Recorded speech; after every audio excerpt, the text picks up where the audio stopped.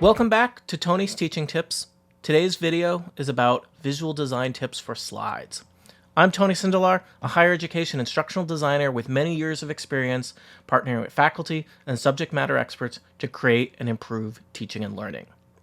This video is the third in a series related to designing better presentations and slides. I'm not a graphic designer, but as an instructional designer, I've spent many years helping professors make their bad slides better and sometimes even making their good slides great. You don't need to be a graphic designer to be an effective presenter, but the tips I'm going to share with you today will help you avoid getting in your own way and make better slides for better presentations. My first tip, use fewer bulleted lists. A slides with bullets is the most common slide template in PowerPoint, Keynote, and Google Slides, and it's a really boring and overdone way to present information. There are some sets of ideas that make sense to be in a list, but a bulleted list is extremely overused as a way of organizing information. Edward Tufte has written whole articles on how bulleted lists are inherently flawed and trigger an automatic response in the viewer to disengage.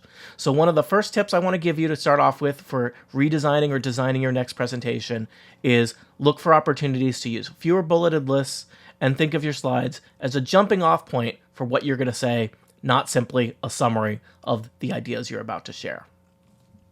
Related to that idea, you want to make sure that you're never using your slides as a transcript, as a teleprompter. PowerPoint slides are not your notes. You don't want to be that presenter reading slides at your audience. Your audience can read, and when they hear slides read at them, they quickly feel like they're going to fall asleep. Just don't do it. The next tip I want to share with you is about images. So what's going on here? Why am I showing you a picture of a rabbit with two pancakes on its head? What does this cute bunny have to do with designing better presentations? Well, the fact is, it has nothing to do with this topic that I'm talking about. It's cute, it's befuddling, it's also confusing, distracting, and getting in the way of whatever point I'm trying to make. So I want to make you sure that whatever photos, diagrams, or visuals you're using, make sure that they are being used to support your message, not just as decoration, as fluff, as things that you're using for the sake of using a cute or funny or silly image. Visuals can be incredibly powerful to bring structure and order to information and to communicate ideas, but they need to be in support of the ideas you're trying to communicate, not as a decoration. The idea here is that there's a whole new wave of bad presentations where people use slide after slide of clip art, sometimes as kind of visual metaphors in ways that are distracting and almost as bad as the slide after slide of bulleted lists. So don't get in your own way. Use visuals that are going to support and enhance the message that you're trying to communicate in your presentation, not distract or detract from it. So let's talk about the basic visual design for some of your slides. We could spend hours talking about graphic design, color theory, and typography. I want to give you just a couple minutes of basic tips and advice to help make your presentations be functional and effective. Let's start with talking about color.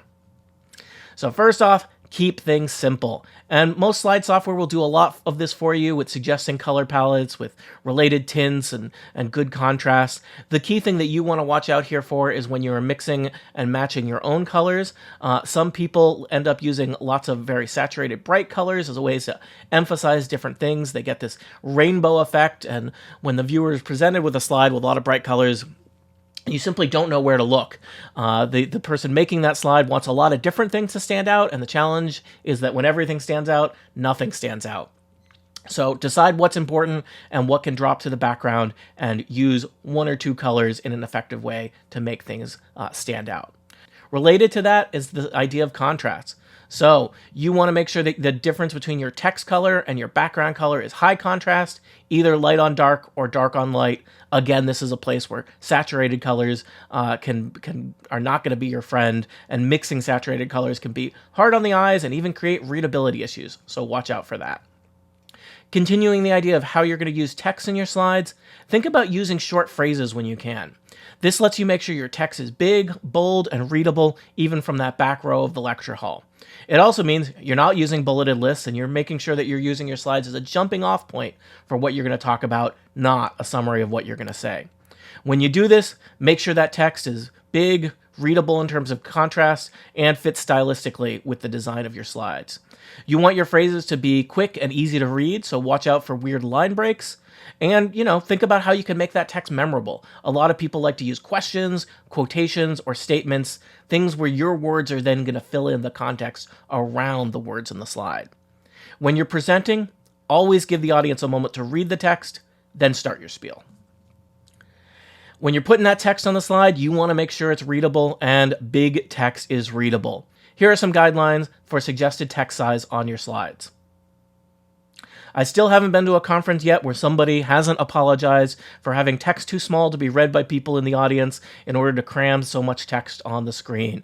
You don't want to apologize. You don't want to do that. Make that text big, make it readable, make sure people can see it.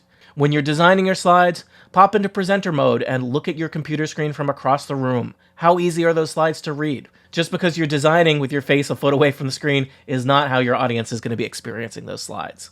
Make sure it's readable so that everyone can see it. Related to keeping it readable, watch out for use of fonts and contrast. Sans serif fonts are going to look good when they're projected. Fancy fonts may have readability issue. And then, of course, the big issue, people placing text over photos or textured background can create readability issues. So watch out for those. Beyond just thinking about the visual design of individual slides, it's worth thinking about the visual feel of your entire presentation. The slide sorter view can be a great place to get a sense for how does your whole presentation look and feel, beyond just working at the single slide level. First off, you want to avoid visual monotony. If you're looking at a slide sorter view for your presentation and it looks something like this is going to be a pretty boring presentation, no matter how dynamic your presentation and your talk is. Each of these slides looks so much like the other that the audience has to invest significant energy in paying attention. You already know how I feel about bulleted lists, which are only making the situation worse. So if this is a presentation that works as a sleeping aid, how can we avoid this and have a more dynamic experience for our viewer? Mixing text and image is a powerful technique for making sure that your slides feel dynamic and engaging. To keep the audience paying attention, this makes sure that there's changes between slides, you're alternating between text slides and graphic slides, and helps you avoid those monotonous slides, especially those ones with bulleted lists.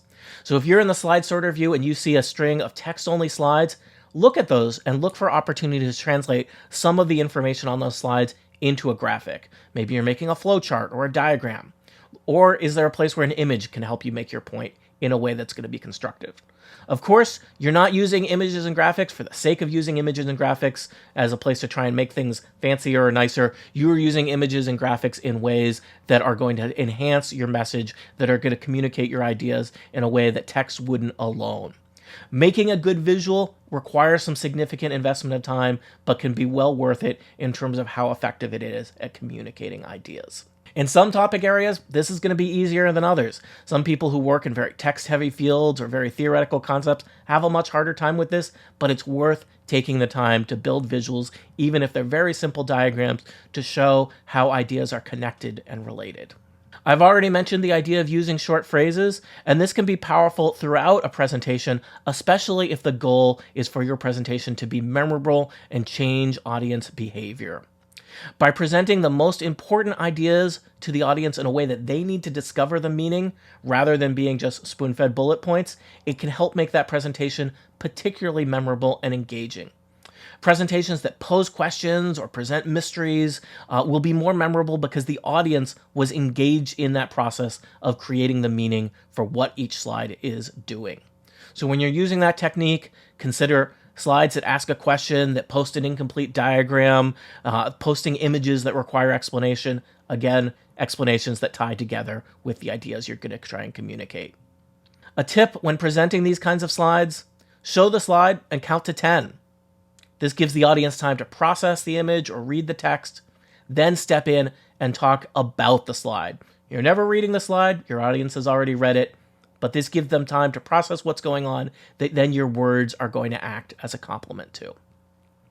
In a lot of ways, this is a simple version of the classic chalk talk in the old-timey lecture hall, where the professor would put the word up on the chalkboard and then talk about the definition of that word rather than writing out the definition on the board.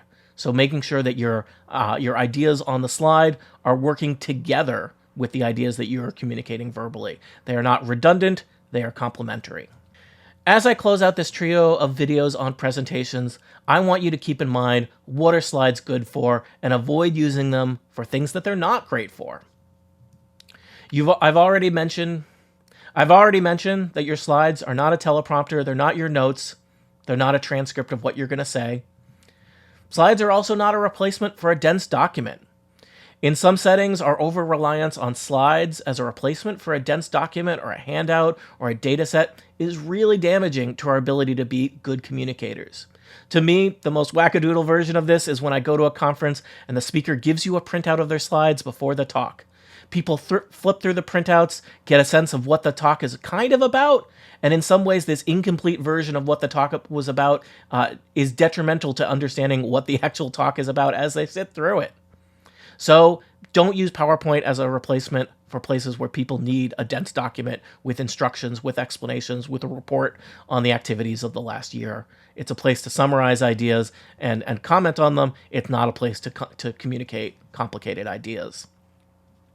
Related to that, just because the software makes it possible for you to put a lot of information on one slide with a complicated diagram doesn't mean it's going to be decipherable to your audience. So don't create things that aren't going to be useful to your audience, and certainly don't only provide them in the context of a slide. Take some of this information and put it in a document that people get to walk away with or that you provide after the session. In closing, I want to share that I think of the closest counterpoint to PowerPoint in mass media is probably the billboard on the side of the highway. Think about how your effective billboards use visuals, use large, easily readable text, and how they organize information to communicate ideas in a succinct way as you speed past them. These are what effective slides do as well. The difference here is that your slides are a complement to what you're saying, whereas billboards have to work by themselves. And of course, there's plenty of billboards with bad visual design that are ineffective at communicating their ideas. Well, that's all I have to say about presentations. I hope you keep some of the ideas from these 3 videos in mind as you set out to design your next presentation or redesign an existing set of slides. If you found some of the ideas in this interesting, please consider subscribing to my YouTube channel or sharing these videos with a colleague. You can find more of my videos and writings at Tony'sTeachingTips.com. Thanks for watching.